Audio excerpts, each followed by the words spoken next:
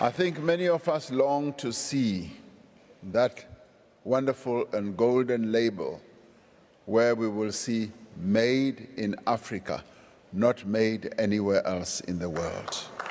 Umhlangano lo ufaka abaholi bakahulumende, ababelani, abosomabhizinisi nabakhiqizi abavela enarheni ezima-55. UMengameli uRamaphosa uhlathulula ihlelo lokurhwebelana lasimahla kweenarha ezingaphasi kwenarhakazi yeAfrika. uRamaphosa uthi kufanele kube namachuguluko enziwako enarhakazini yeAfrika. Uthi inarhakazi yeAfrika inothile begodi ingawavula amathuba wemisebenzi.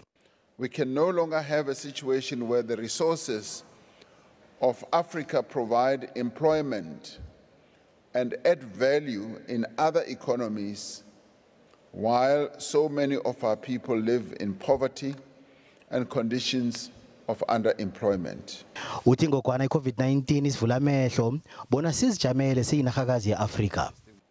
The AfCFTA will provide new export opportunities for made in Africa products and enable member countries to trade with each other without tariffs or other hindrances.